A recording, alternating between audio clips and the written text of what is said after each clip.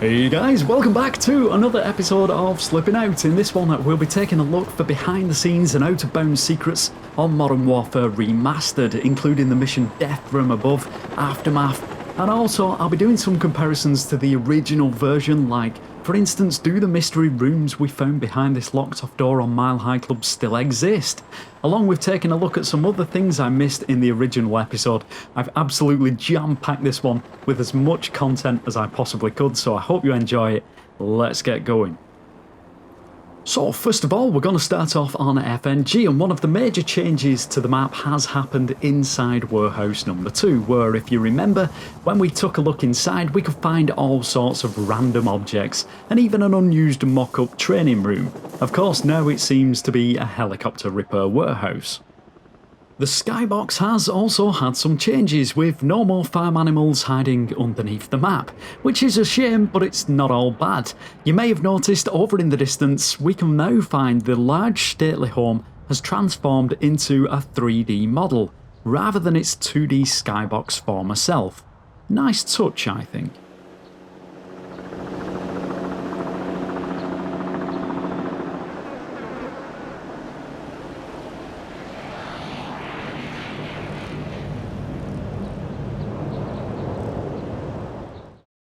If you do remember watching the original episodes, you'll probably notice a change in this mission straight away. Of course, we now have a body.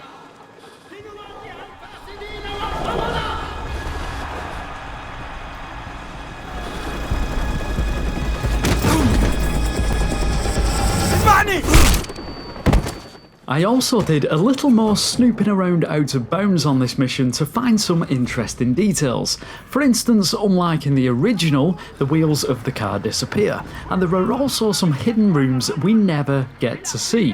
One being this barred cell, and the other being a huge room hidden behind the map that actually disappears from the player's viewing angle at the front of the building. This can also be found in the original version, but as to why it exists, I have no idea.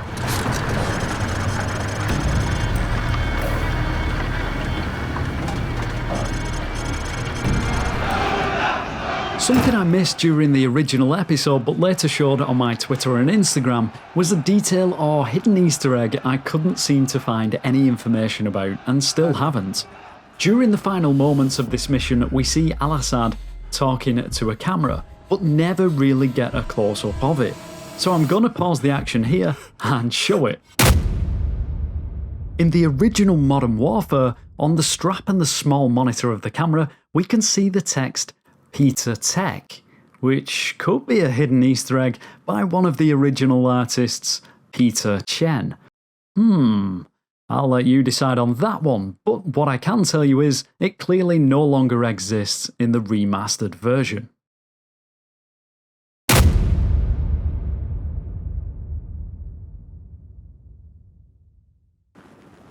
A cool little out of bounds glitch could be performed during the mission Charlie Don't Surf. However, this is patched in the remastered version, and as a token to say it has been patched, the developers placed a Slippy warning sign on the rooftop. Nice. I would have done the same too.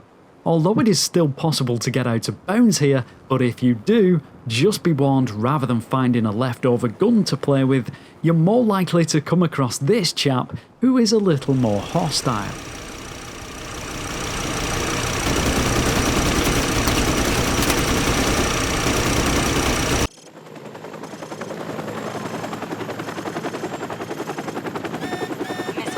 What the bloody hell is that? Incoming missile! Hang on! Something I found quite strange is that during the helicopter crash at the beginning of Hunted, it seems the developers have removed the texture that stopped us from being able to see the already crashed helicopter. I'm not sure why this would be, but it seems like a bit of a backward step to take.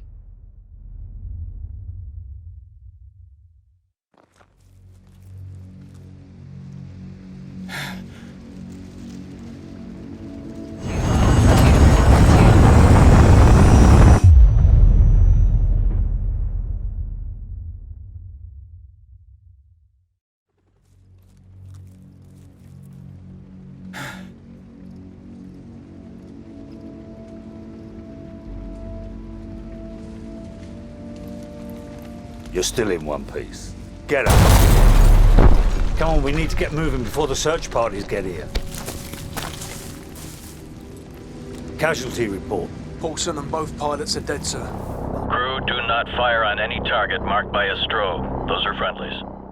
One comment I received by a viewer who seemed pretty disappointed with the original episode, my sincere apologies, asked why I didn't show the characters during the mission Death from Above, and the answer is basically because they pretty much all look the same. There are no real facial features to see who is who, and the enemies appear to all be the same as well, although I can't say I checked every single one.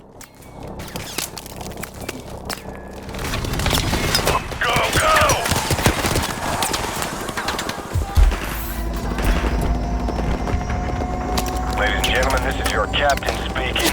We're in for some chop. Hang on. Jake, give me max power. All U.S. forces be advised. We have a confirmed nuclear threat in the city. NEST teams are on site and attempting to disarm. I repeat, we have a confirmed Everyone, hang on!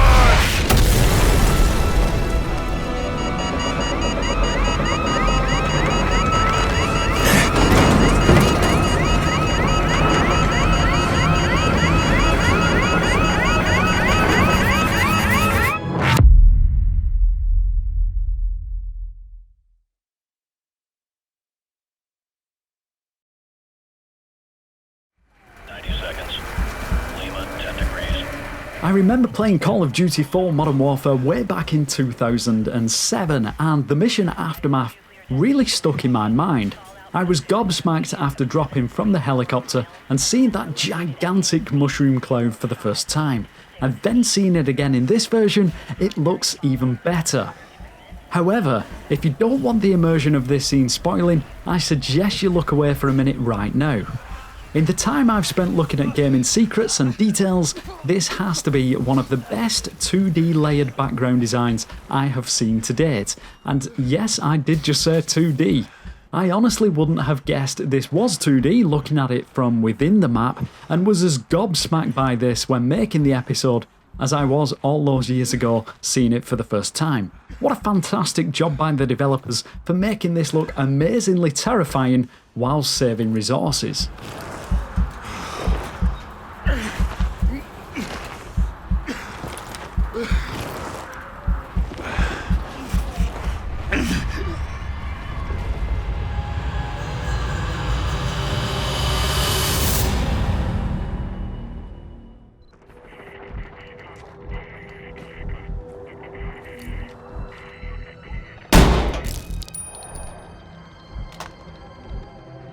Who was that, sir?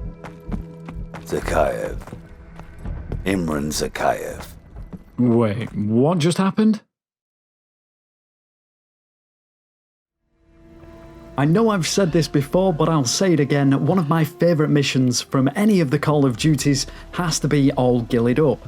Partly due to where the mission is set, as I've always found the history of Chernobyl very interesting, as well as terrifying, and I genuinely feel a sense of gloom and sadness when playing this mission after knowing what happened here all those years ago. Now, have you ever wondered where the soldiers and tanks go after hiding in the long grass? Well, you may not be too surprised to find out that after running out of bounds, they simply disappear. I'm pretty sure you can see this happen in the original version, as after waiting a certain amount of time, it is possible to see them disappear using the sniper scope without being killed, hence why I missed it out of the original episode. Here is just a quick comparison of the stations in the two different versions. I'm pretty sure you can guess which is which.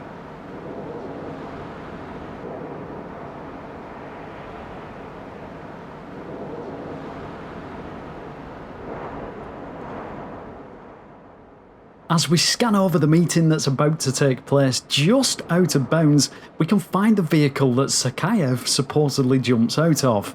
Here he is in action during the original, and it seems that the remake is no different, as at this point he is nowhere to be seen.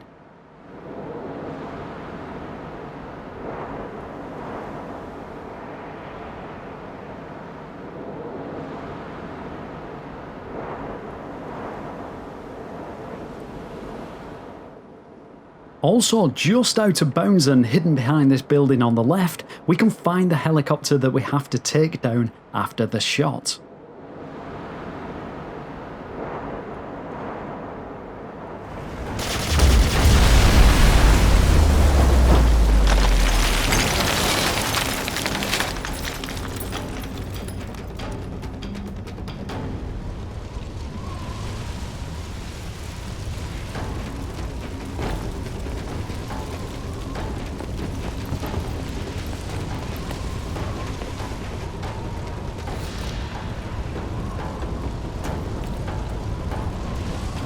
Another mission I didn't include in the original episode is no fighting in the war room. This time around, however, I did manage to find some strange hidden rooms, although again I'm not entirely sure what, if anything, they are used for.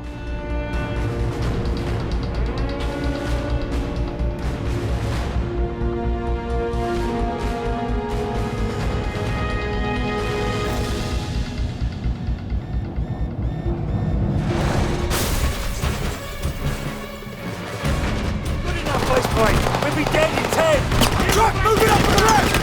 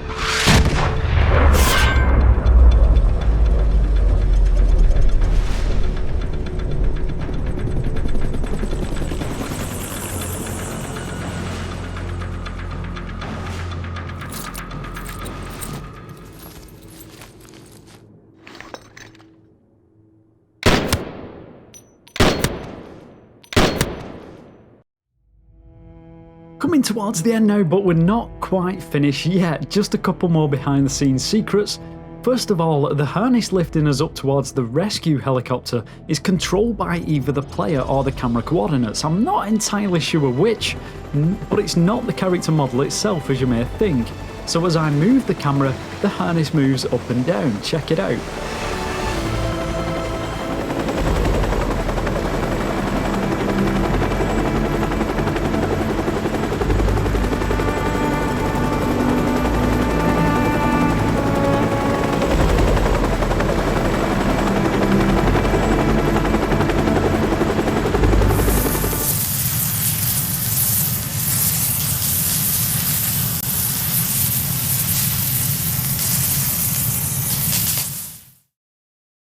Alright, last but not least, I'm going to show a secret that I found here at Slippy Slides some time ago. Now, whilst we were exploring around the map on the Mission Mile High Club back almost a year ago now, I found some unused rooms like these hidden inside the toilets. However, none were more exciting than this secret section of the aircraft located behind this locked door near to the start of the mission that we cannot access under normal circumstances. So the question is, Does it still exist? And unbelievably, as you can see, this secret section of the aircraft does still exist in the remastered version, even though again we can't access it. Now it is quite dark and difficult to see inside here due to the poor lighting, so I'll show a quick clip from the original video and you'll see what looks like a secretary's room and then a conference room. Unfortunately, I haven't been able to find any more information about why these rooms exist in the first place, although some viewers put forward theories of them being in the alpha and beta builds, which could be the case, but why keep them in the remastered version? Who knows? I'd love to hear your theories about this on Discord, so come and join me there. Whilst we're up here, I guess we might as well compare the two aircraft from the outside. In the remastered version, the body of the aircraft only appears once we jump out, but it is significantly more detailed than the rather dated original.